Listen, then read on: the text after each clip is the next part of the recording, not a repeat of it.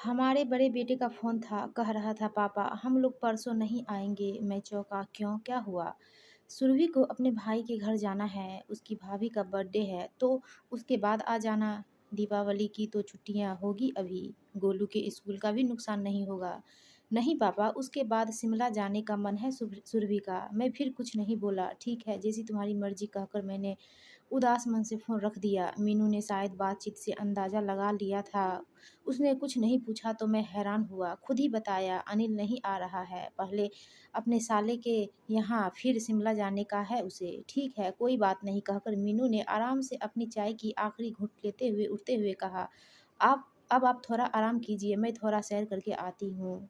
वह मेरे उत्तर की प्रतीक्षा किए बिना बहुत सहजता से मुस्कुराती हुई अपना रुमाल और घर की चाबी लेकर रोज की तरह चली गई और मैं हैरान सा बैठा रह गया। मीनू, मेरी सर्वगुण संपन्न पत्नी, क्या मुझसे अपने दिल का हाल भी नहीं शेयर करेगी? कितना दुख हुआ होगा उसे बेटे बहू पोते के न आने का। कैसे मन में ही रख लिया अपना दुख। बेचारी कितनी दुखी होगी मन ही मन। मैंने ऐसे ही उठकर दूसरी मंजिल पर स्थित अपने फ्लैट की बालकनी से नीचे देखा।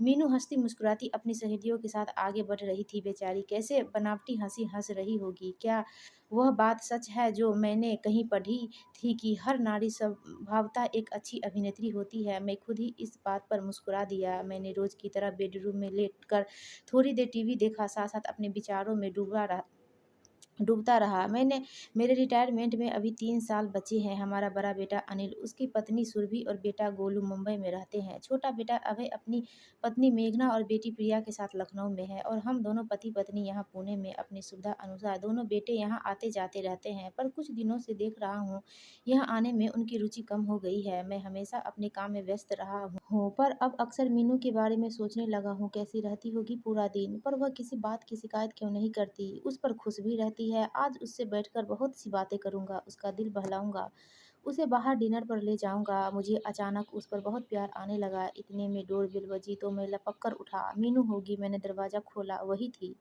रुमाल से अपना गला थपथपा रही थी। मैंने प्यार से पूछा, गर्मी लग रही है, पानी पियोगी? नहीं नहीं ठीक है पी लूँगी। उसने मुँह हाथ धोया, पानी पिया। फिर मैंने कहा, थक गई होगी, आओ थोड़ा लेटकर आराम कर लो। मैं चाहता था वो मेरे पास बैठे, मैं उसका दुख बाँटूँ, बच्चों की बेरुखी के से दुखी उसका मन बहलाऊँ। वह बेडरूम में आकर लेट गई, मैं भी वहीं लेट गया। मैंने उसका हाथ सहलाते हुए कहा, उदास हो मीनू? मैं, क्यों? बच्चों नहीं आ रहे हैं ना? वह आराम से अपना जूड़ा खोलते हुए बोली, अच्छा है ना नहीं आ रहे हैं? मैं चौंका, क्या कह रही हो? मुझे पता है तुम बहुत दुखी हो, चिंता मत करो, मैं छुट्टी लेकर तुम्हें अभय के घर ले चलूँगा। तुम बिल्कुल उदास मत हो सुधीर। क्या मैं आपको उदास लग रही हूँ? मैं चुप रहा।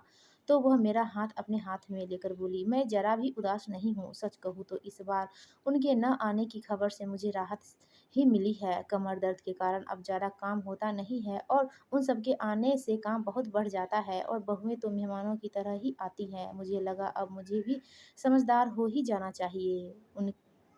उनसे क्या उम्मीद रखूँ मैं? समझ गई हूँ, उनकी दुनिया अलग है और हमारी अलग। अब इतना भी बहुत है कि हाल-चाल मिलते रहे, वे जहाँ रहे खुश रहे, बस और क्या चाहिए? और अब यह जो हमारे जीवन की दूसरी पारी है, मुझे काफ़ी हद तक अच्छी लग रही है। समय तो लगा है सँभलने में, पर धीरे-धीरे सब ठीक लग रहा है। मैं भी लाइफ़ को नए सिरे से एन्जॉय करना सीख लिया है। बहुत जी ली बच्चों के लिए, अब मैं अपने ढंग से जी रही हूँ। जो दिल चाहता है बनाती हूँ, खाती हूँ, घूमती हूँ और क्यों जाऊँ किसी बेटे के यहाँ उदास होकर, जो मेरे जाते ही फिर नई ज़िम्मेदारियाँ मुझे सौंप कर बाहर घूमते-फिरते हैं। अब मुझे रिश्तों के छलावे में नहीं पड़ना, भले ही वो मेरे अस्तित्व का हिस्सा है, पर अब उनकी अलग हस्ती है, जिसमें हस्तक्षेप करने के बदले मैं अपने बचे हुए साल सिर्फ़ अपने लिए जीना चाहती हूँ। मीनू ने धारा प्रवाह अपनी बात कहकर मेरे सीने पर सिर रख दिया, फिर कहा, देर से ही सही, पर अब वे पल तो मिले जिन्हें मैं अब तक ढूँढ रही थी। मेरा मन भर आया, मैं भावुक हो गया और प्यार से उसके बाल सहलाने लगा। मीनू ने फिर कहा, बच्चे अपनी फैमिली में सेट है और मैं आपके साथ, फिर किस बात की दुखी हो? सारी उम्र तो बच्चों की फरमाइशों और सेवा में बता दी, अब अपने अधूरे शौक पूरे कर रही हूँ। बच्चों की पढ़ाई के खर्चे, उनकी माँगें पूरी करने के लिए अपने लिए कुछ खरीदना मुश्किल होता था। बच्चे अपनी दुनिया में खुश हैं और मैं आपके साथ खुश। मैंने मीनू को हैरानी से देखा। वह खुलकर मुस्कुरा रही थी, एकदम सरल सहज सी मुस्कान, कहीं कोई शिकायत, कोई क्षोभ नहीं, पूरी तरह संतोष और पारदर्शिता झलक रही थी उसकी बात में। मैं भी हंस दिया, पूछा आज डिनर पर बाहर चले क्यों नहीं, कहकर उसने मेरे कंधे पर सिर टिका दिया। दोस्तों, आपको ये कहानी अच्छी लगी तो प्लीज़ हमारे वीडियो को लाइक कीजिए और चैनल को सब्सक्राइब